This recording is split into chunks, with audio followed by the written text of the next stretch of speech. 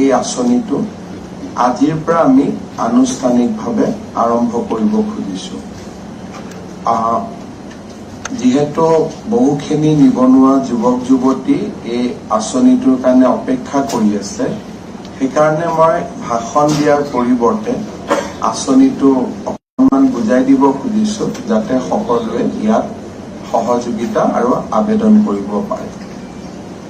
এই আঁচনিটো আমি দুটা দিশত বিভক্ত কৰিছোঁ। এটা হ'ল যে অসমত বহুতো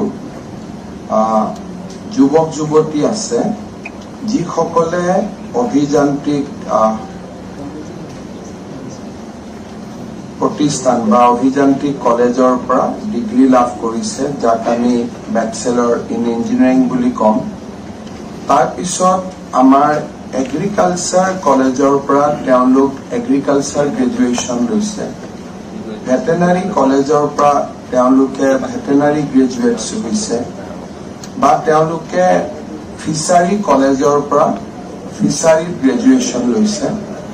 এই ধৰণে যিখিনি আমাৰ ছাত্ৰ ছাত্ৰী আছে, যিসকলে বহুতে ডেণ্টেল কলেজৰ পৰা পাছ কৰি ডক্তৰ হৈছে, নিজে কিবা এটা কৰিব খোজে, বহুত MBBS ডক্তৰ আছে, তেওঁলোকে নিজাকৈ কিবা কৰিব খোজে। এই ধৰণৰ যিখিনি প্ৰফেশ্যনেল ডিগ্ৰী একুৱায়াৰ কৰিছে, তেখেতসকলক আমি এটা কেটেগৰী কৰিছোঁ, আৰু সেইটো কেটেগৰীত আমি 5 লাখ টকা এজন ল'ৰাক বা এজন যুৱতীক বা যুৱকক আমি দিয়াৰ বাবে সিদ্ধান্ত গ্ৰহণ কৰিছোঁ। এই 5 লাখ টকা দুটা কিস্তিত দিয়া হ'ব।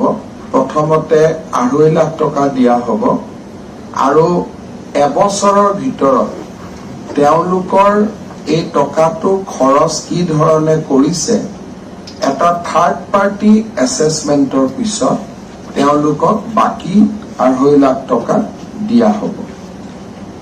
এই 5 লাখ টকাৰ 2.5 লাখ টকা চৰকাৰী সাবসিডি হ'ব, বাকী 2.5 লাখ টকা তেখেতসকলে চৰকাৰক ঘূৰাই দিব লাগিব। ঘূৰাই দিয়াৰ প্ৰক্ৰিয়াটো হ'ল যে 5 বছৰ তেওঁলোকে টকাটো আমাক ঘূৰাই দিব নালাগে। 5 বছৰ লক ইন পিৰিয়ড হ'ব, আৰু 5 বছৰত আমি তেওঁলোকৰ পৰা টকাটো উভতাই নলওঁ। 5 বছৰ পিছত তেখেতসকলে এটা মান্থলি ইনষ্টলমেণ্টত আমাক টকাখিনি ঘূৰাই দিব, আৰু আমি এটা এনেই ইনফৰ্মেলি এটা আমি হিচাপ কৰি চাইছিলোঁ যে monthly installment will be 5,000 rupees, কাৰণ আমি ইয়াত সুদ নলওঁ। অৰ্থাৎ সুদবিহীনভাৱে 2.5 লাখ টকা চৰকাৰৰ সাবসিডি হ'ল, আৰু 2.5 লাখ টকা চৰকাৰক ঘূৰাই দিব। তাকো বৰ্তমান নহয়, লোন লোৱাৰ দিনৰ পৰা 5 বছৰ পিছত, আৰু 5 বছৰ পিছত যেতিয়া ঘূৰাই দিব, মাহত 5,000 টকাকৈ ঘূৰাই দিব, আৰু তাত তেওঁলোকে 2.5 লাখ টকা ঘূৰাই দিলে হ'ল। চৰকাৰে কোনো তেখেতসকলৰ পৰা সুদ নলয়। তাৰমানে আমাৰ কাৰণে একেবাৰে ইজি হৈ গ'ল যে 5 লাখ টকা আমি দুটা ইনষ্টলমেণ্টত পাম। প্ৰথম দিনাখনে লোনটো অনুমোদন হোৱা দিনাখনে আমি 2.5 লাখ টকা বেংকৰ একাউণ্টলৈকে পঠাই দিম। 2.5 লাখ টকা থাকিব। এবছৰ পিছত, 6 মাহ পিছত তেওঁলোক যেতিয়াই ৰেডি হৈ যায় যে মই ইকুইপমেণ্টখিনি কিনিলো, মই বস্তুখিনি কিনিলো, পৰ্টেলত তেওঁলোকে ছেকেণ্ড ইনষ্টলমেণ্টটো ডিমাণ্ড কৰিব। আৰু when they raise a demand যে yes now I am ready for the second installment, আমাৰ মানুহে গৈ, আমি নাযাওঁ, হয়তো নেটফি যাব পাৰে, ইণ্ডিয়ান ইনষ্টিটিউট অফ এণ্টাৰপ্ৰেনিয়ৰশ্বিপ যাব পাৰে, কোনোবা থাৰ্ড পাৰ্টি 2খন জিলাৰ ভিতৰত আমি এটাকৈ থাৰ্ড পাৰ্টি দিম। তেওঁলোকে গৈ প্ৰতিষ্ঠানটো চাব, আৰু চাই পেলাই যদি তেওঁলোকে সন্তুষ্ট হয়, তেতিয়াহ'লে বাকী 2.5 লাখ টকা একাউণ্টত জমা দিব। আৰু 1 লাখ যি আমি সংখ্যা ৰাখিছোঁ, মাত্ৰ 5,000 ল'ৰাকহে আমি 5 লাখ টকা দিম।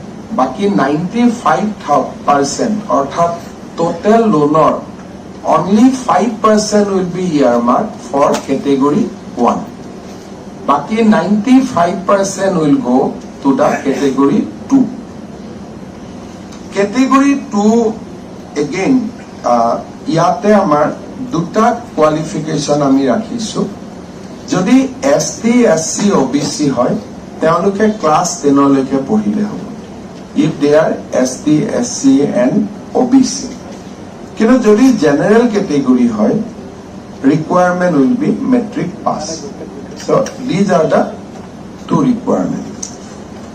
Second কথা ইয়াতো আমি যিসকল লৰাই ITI পাস কৰিছে জুনিয়ৰ ইঞ্জিনিয়াৰিং পৰীক্ষা পাস কৰিছে ল্যাবৰেটৰী টেকনিশিয়ান পাস কৰিছে অৰ্থাৎ বিভিন্ন সেলফ এমপ্লয়মেন্ট কোৰ্সত যিবিলাক লৰাই বিভিন্ন সময়ত পাস কৰিছে তেওঁলোকক আমি অগ্ৰাধিকাৰ দিম অৰ্থাৎ কোনোবা এজন লৰাই যদি ডিপ্লোমা ইন সিভিল ইঞ্জিনিয়াৰিং পাইছে ডিপ্লোমা ইন মেকানিক্যাল ইঞ্জিনিয়াৰিং পাইছে কোনোবা এজন লৰাই ITI পৰা ইলেক্ট্ৰিসিটি পঢ়ি আহিছে তেওঁলোকক আমি ডেফিনেটলি উইদিন দা স্কিম আমি প্ৰিফাৰেন্স দিবৰ কাৰণে যত্ন কৰিম আৰু বাকি যি যুৱক যুৱতী সকলোৱে আবেদন কৰিব পাৰিব আমি সকলোকে সুবিধা দিম ইয়াতো আমি 2 লাখ টকা কৈ দিম 2 লাখ টকাৰ 1 লাখ টকা সরকারে অনুদান হিসাবে দিব 1 লাখ টকা 5 বছর পিছত প্রথম 5 বছর টকাটো ঘূৰাব নালাগে 5 বছৰ পিছত তেওঁলোকে মাহত 2000 টকা কৰি সৰকাৰক প্ৰতি মাহত তেখেতসকলে উভতাই দিব 24000 হ'ব 4 বছৰত তেওঁলোকে ঘূৰাই দিব that means at the end of the 9th year তেওঁলোকৰ পৰা মিলাম আৰু 2000 টকা ভেৰি সিম্পল ইনষ্টলমেন্ট আৰু তাত কোনো চক্ৰবৃদ্ধি সুদ সিম্পল ইন্টারেস্ট একো নাথাকে the entire interest is free এতিয়া ইয়াত 2-3টা আমি কথা কৈছো আমি এটা বস্তু জানো যে অসম চৰকাৰে বিভিন্ন পৰ্যায়ত চৰকাৰী চাকৰি বৰ্তমান মুকলি কৰি দি আছে আৰু এই মাহৰ ভিতৰতে আমি বহুত হাজাৰ আৰু চৰকাৰী চাকৰি আমি মুকলি কৰি দিম আৰু প্ৰত্যেক বছৰে চৰকাৰী চাকৰি কম বেছি পৰিমাণে উলাই থাকিব till 2026 সেই কাৰণে 28 বছৰৰ তলৰ ল'ৰা ছোৱালীক এই আঁচনিত আমি বিবেচনা কৰিব খোজা নাই The applicant has to be attained age of 28 years and above.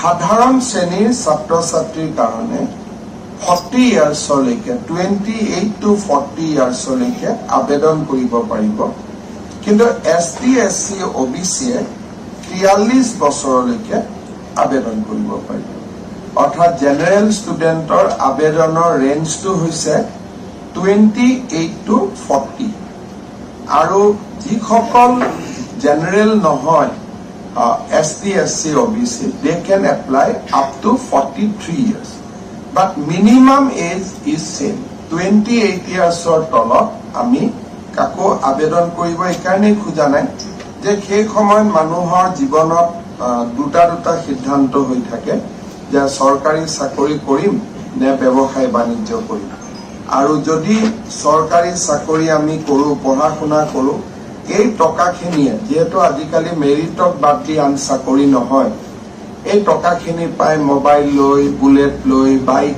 লৈ আমি আমাৰ নিৰ্দিষ্ট লক্ষ্যপথৰ পৰা আঁতৰি যোৱাৰ সম্ভাৱনা থাকে সেই কাৰণে আমি 28 বছৰৰ তলৰ ল'ৰা ছোৱালী এই আঁচনিত আমি লোৱা নাই কিন্তু যেতিয়াই প্ৰত্যেক বছৰত এই আবেদন খুলি থাকিব 28 বছৰৰ ল'ৰাই আবেদন কৰাৰ সুযোগ পাই থাকিব 28 বছৰত ভৰি দিলে তেওঁলোকে আবেদন কৰিব পাৰিব যেতিয়া গম পাব যে নহয় মোৰ চৰকাৰী চাকৰি লাহে লাহে পোৱাৰ সম্ভাৱনা কমি আহিছে বা যেতিয়া আমাৰ মাইণ্ডত এটা মেচিউৰিটি হ'ব যে নহয় আমি চৰকাৰী চাকৰি নকৰো আমি সংস্থাপন বা সেলফ এমপ্লয়মেন্টৰ ব্যৱস্থা কৰিম সো আমি এই বস্তুটো বৰ্তমান বিলো 28 ইয়াৰ্ছত আমি এই আঁচনি অধীনত আমি ৰখা নাই জেনাৰেল ষ্টুডেণ্টৰ কাৰণে বা জেনাৰেল ইউথৰ কাৰণে it is 40 years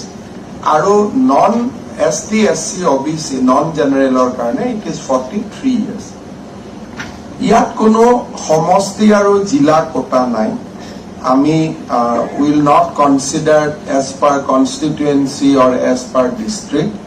It will be a state level selection starting from block to district or state of ahibo and finally merit list will be published at the state level.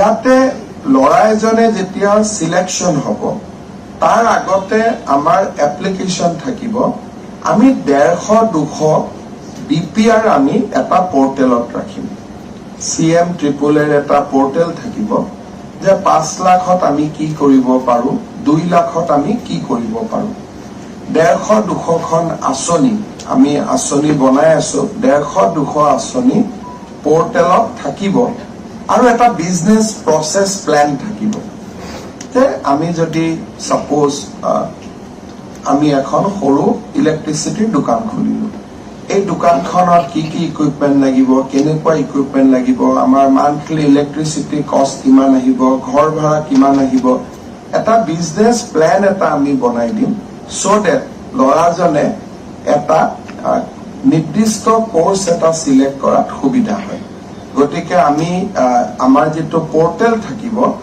পোৰ্টেলত আমি বিভিন্ন আঁচনিৰ বিষয়ে আমি তাত কথা পাতিম বাট এইটো নহয় যে আমি কোৱা আঁচনিখনে লব তাৰ ওপৰতো যদি তেওঁলোকে কিবা কৰিব পাৰে ডেফিনেটলি কৰিব পাৰিব তেওঁলোকে নিৰ্দিষ্ট যিটোৱে কাম কৰিব খোজে তাতে টিক মাৰিব ফিচাৰী হৰ্টিকালচাৰ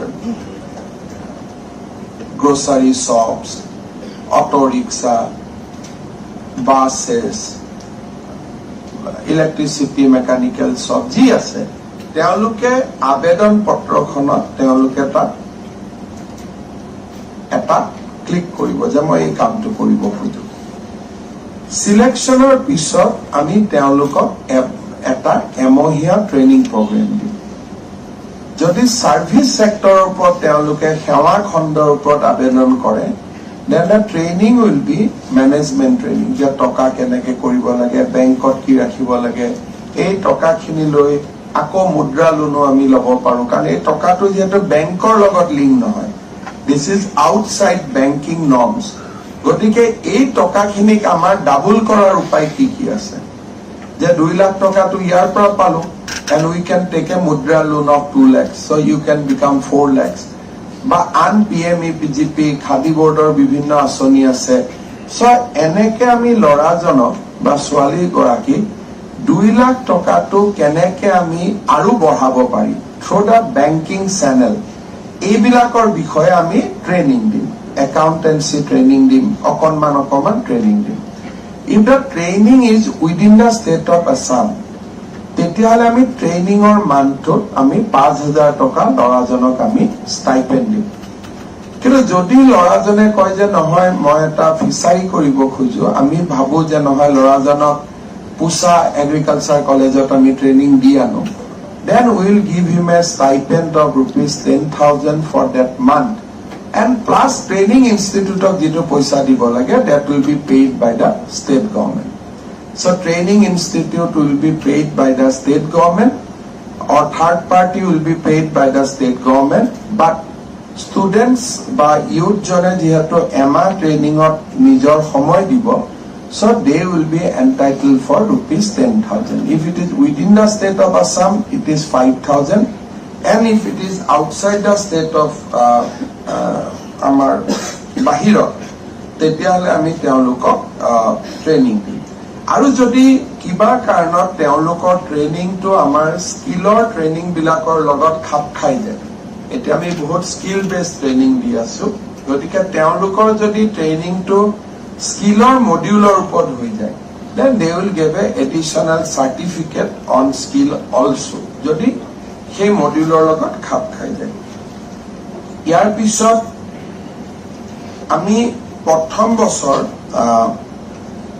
আমি 1 লাখ যুৱক যুৱতীক আমি দিম আৰু দ্বিতীয় বা তৃতীয় বছৰত আমি আৰু 1 লাখ যুৱক যুৱতীক এই স্কিমখনৰ অধীনত আনিম।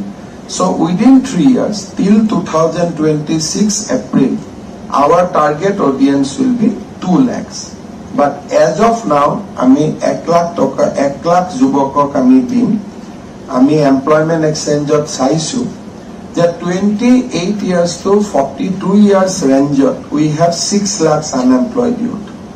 গতিকে 6 লাখ আনএমপ্লয়ড ইউথৰ 2-3 লাখে অলৰেডি বাহিৰত চাকৰি বাকৰি কৰি আছে। So 2 lakhs is sufficient to address the concern of the unemployed youth as of now. কাৰণ 1 লাখ চাকৰিও হ'ল, ইয়াত যি মই ৰেঞ্জৰ কথা কৈছো তাৰ পৰা চাকৰি হোৱা ল'ৰাখিনিৰ নাম আমি ডিলিট কৰাই নাই। গতিকে after the deletion the range will further come down, 5.5 lakh মান হ'ব। গতিকে 5.5 লাখৰ ভিতৰত 2 lakh is sufficient to address the immediate concern of the our unemployed youth. কাৰণ বাকী সকলে বিভিন্ন চেন্ট্ৰেল গভৰ্ণমেণ্ট চাকৰি আন কিছুমানত জড়িত থাকিব খোজে। আমি ইয়াত ল'ৰা ছোৱালীক এটা আমি কম্পালচৰি কৰিছো যে এমপ্লয়মেন্ট এক্সচেঞ্জত তেখেতসকলৰ ৰেজিষ্ট্ৰেশ্যন থাকিব লাগিব।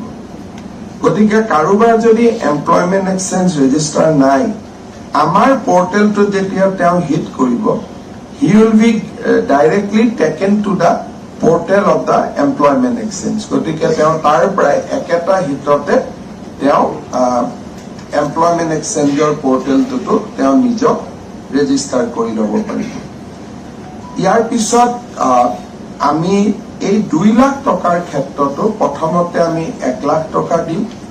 তেওঁ যেতিয়াই এই 1 লাখ টকাটো ব্যৱহাৰ কৰি পৰ্টেলত আমাক জনাই দিব, অৰ্থাৎ তাত এপ্লিকেশ্যন থাকিব, এপ্লিকেশ্যন ফৰ ছেকেণ্ড ট্ৰান্স।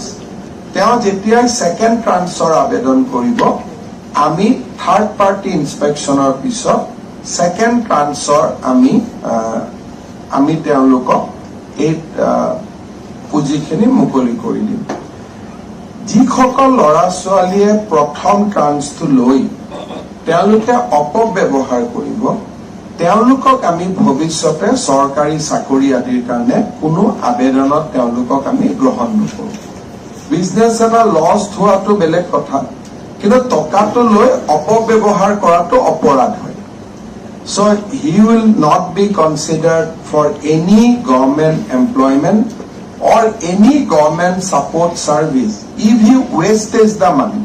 কিন্তু ব্যৱসায় কৰিছো, লছ হ'ল, সেইটোত আমি চকু নিদিওঁ। কিন্তু 1 লাখ টকাটো লৈয়ে মই বাইক এখন কিনি দিলো, ডেফিনেটলি ডেট ইজ ৰং। কাৰণ আমাৰ অসমৰ দৰে ৰাজ্যত ইমান ডাঙৰ স্কিম কৰা, it's a painful for the every government ইমান টকা যোগাৰ কৰা। গতিকে সেই এক্সাৰচাইজটোত যদি কোনোবাই টকাটো লৈ মই দোকান এখন খুলিছো, মোৰ লছ হ'ল, ডেট ইজ ফাইন। কিন্তু টকাটো যদি অপব্যৱহাৰ কৰে, if it is misutilise, then government will have liberty to take the action against that boy. গতিকে সেই কথাটো আমি জনাই থম। আমাৰ যিখন এগ্ৰিমেণ্ট হ'ব ল'ৰাজনৰ লগত, আফটাৰ ডেট চিলেকশ্যন ল'ৰাজনৰ লগত এখন আমাৰ এগ্ৰিমেণ্ট হ'ব, সেই এগ্ৰিমেণ্টত এই কথাখিনি লিখা থাকিব লাগিব।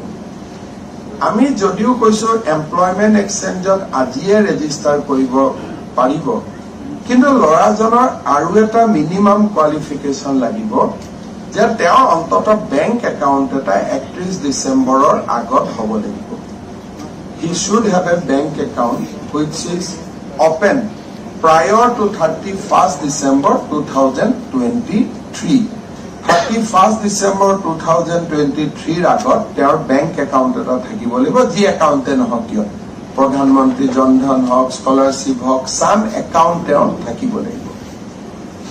দ্বিতীয়তে এটা প্ৰশ্ন আহে NPAৰ ক্ষেত্ৰত। দেউতাক মাক NPA হলেও আমি এই সুবিধাটো দিম, কিন্তু ল'ৰাজন যদি নিজে NPA, তেতিয়াহ'লে তেওঁ এই সুবিধাটো নাপাব।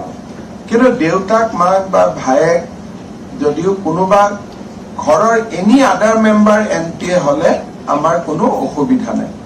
কেতিয়াবা হ'ব পাৰে দেউতাকে অফিচৰ পৰা লোন লৈছে, লোন ঘূৰাই দিয়া নাই, দ্যাটছ এ সেপাৰেট থিং। কিন্তু যিজন এপ্লিকেণ্ট হ'ব, he should not be NPA। এইটো এটা আমি মিনিমাম কণ্ডিশ্যন ৰাখিছো।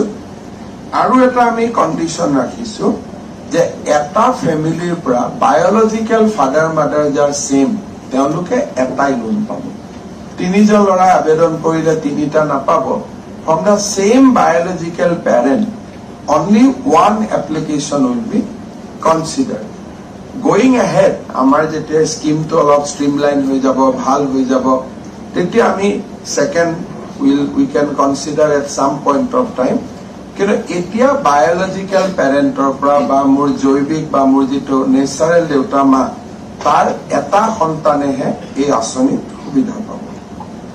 আজিৰ পৰা নেক্সট 45 দিন, আৰু পিছত যদি কিবা বঢ়াব লাগে বেলেগ কথা, আজিৰ পৰা আমি ৰেজিষ্ট্ৰেশ্যনটো আৰম্ভ কৰিম। সেই পৰ্টেলটো অলপ পিছত আমি আনুষ্ঠানিকভাৱে আমি মুকলি কৰিম। পৰ্টেলত আবেদন কৰাৰ পিছতে আমি মিনিমাম কোৱালিফিকেশ্যনখিনি প্ৰথম এটা ষ্টেজ অফ ৰেজিষ্ট্ৰেশ্যন আমি চেক কৰিম যে 28 to 40 হয় নে নহয়, বেংক একাউণ্ট আছে নে নাই, এমপ্লয়মেণ্ট এক্সচেঞ্জত নাম আছে নে নাই। Some field will be filled up during the registration process. কেইটামান ফিল্ড আমি বহুত ডিটেইলছত নাযাওঁ ৰেজিষ্ট্ৰেশ্যনৰ পিছত। ৰেজিষ্ট্ৰেশ্যন হৈ যোৱাৰ পিছত আমি যিসকলে কোৱালিফাই কৰিব তেওঁলোকক আমি আবেদন কৰাৰ সুবিধা দিম। আবেদন সকলোৱে নকৰিব, প্ৰথমতে সকলোৱে ৰেজিষ্টাৰ কৰিব। ৰেজিষ্টাৰ কৰিলে আমি গম পাম কি যে ল'ৰাজন ডিব্ৰুগড়ৰ, গতিকে তেওঁক আমি সাজেষ্ট কৰিব পাৰিম যে you take up something which is feasible in the Dibrugarh district. সে ধুবুৰীৰ পৰা কোনোবাই এপ্লিকেশ্যন কৰিব, আমি তেওঁক গাইড কৰিব পাৰিম যে তুমি ধুবুৰীত এই কামটোহে চলিব, এইটো কাম নচলে।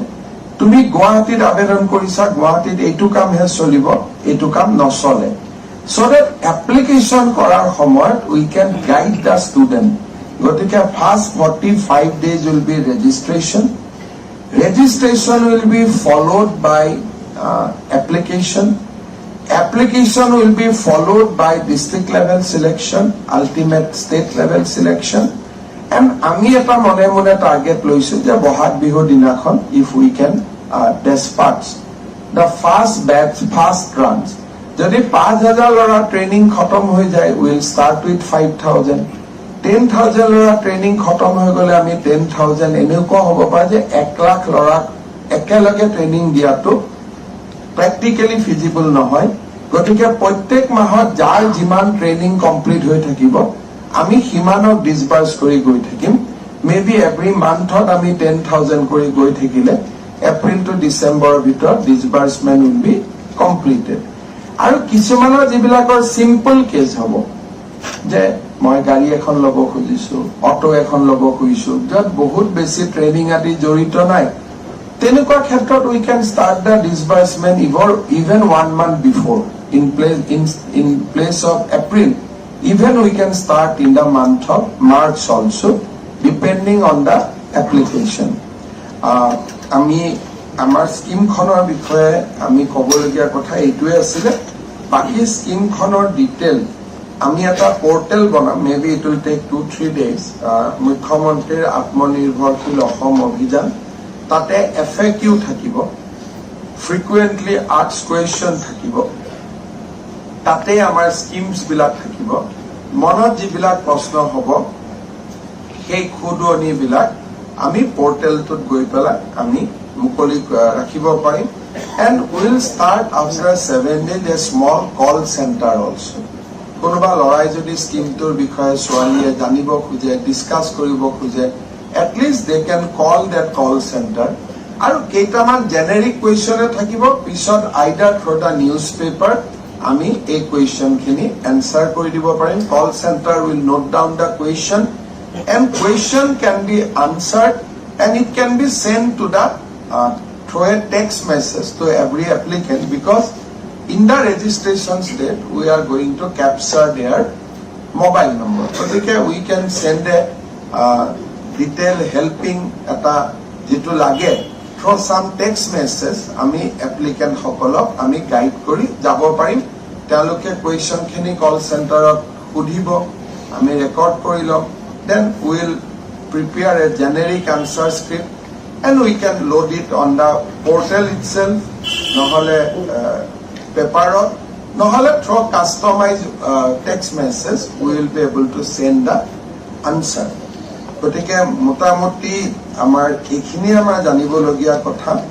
আৰু অসমত আগতে ইমান ডাঙৰ আঁচনি কেতিয়াও হোৱা নাছিল আজি আমি ইয়াতে পোৰ্টেলটো অন কৰিছো আৰু this portal will remain on for 45 days after the inauguration আৰু 45 daysত আমি ৰেজিষ্ট্ৰেচন কৰিম after the registration application will be তেতিয়ালৈকে scheme tour বিষয়ে যথেষ্ট আলাপ আলোচনা হৈ যাব and within 1 month we can complete the application process but first process is with the পঞ্জীয়ন আৰু পঞ্জীয়নতে বহুতখিনি ওলাই যাব 27 বছৰ দিয়া খিনি ওলাই গল ইটো ওলাই গল কিটো ওলাই গল যিখিনি এটা ফিল্টাৰ পঞ্জীয়ন পৰ্যায়তে হৈ যাব গতিকে এইটোৱে আমাৰ থুলমূল আঁচনি before we launch the formally the registration portal মই সংবাদ মাধ্যমৰ বন্ধুসকলক কিবা যদি তেখেতসকলে জানিব খোজে স্কিমটোৰ বিষয়ে মই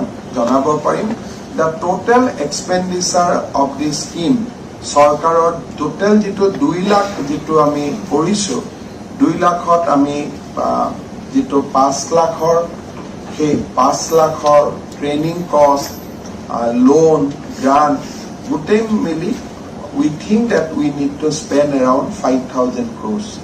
It would total investment from government in next 3 years will be 5,000. But if you prothom bosor ami 1 lakh student 1 lakh lorak select korim, it will be 2,500. Second 1 lakh hok lole ami 2,500. Aru eta kotha je prothom bar jikhokol lora swaliye napabo আমি অহাবাৰ যেতিয়া পোৰ্টেলটো খুলি দিম অকল 28 বছৰত ভৰি দিয়া লৰাখিনিহে দিব বাকি লৰা নামবিলাক পোৰ্টেলত থাকিবই গতিকে আমি তাৰ পৰাই নেক্সট 1 লাখ সেই এপ্লিকেন্টৰ পৰা আমি সিলেক্ট কৰিম খালি সেই বছৰত 28ত ভৰি দিয়া ষ্টুডেন্টখিনি will give a second chance একবাৰ যেতিয়া 2 লাখ হৈ যাব that portal will be closed 26 পিছত আৰু গভৰ্নমেন্টে এনেকুৱা নতুন স্কিম চিন্তা কৰিলে then we can start a new portal so that is the এইখিনি মোটামুটি কথা আছিলে আপোনালোকে যদি কিবা কোৱেশ্চন খুদিব খোজে খুদিব পাৰে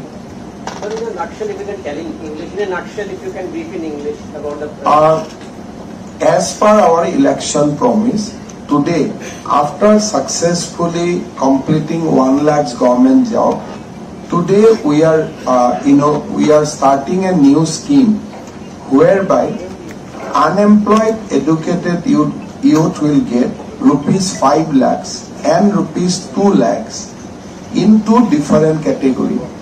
The student who has got degree did graduation in fishery, veterinary, agriculture, engineering, they will get 5 lakhs. And all other normal youth will get rupees 2 lakhs. Out of 5 lakhs, 2.5 lakhs is a grant. 2.5 lakhs is a soft loan which students will give without any interest. Equally, 1 lakhs will be grant, 1 lakhs will be loan, but loan they will return in 60 equal installment after a period of 5 years moratorium in equal installment without any interest. So we'll have selection done.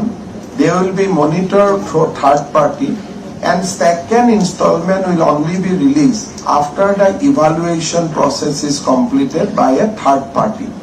So this is one of the biggest self-employment scheme which Government of Assam is proudly launched today. The age group will be 20 to 28 to 40 years for the general student, and for ST, SC and OBC it will be 28 to 43.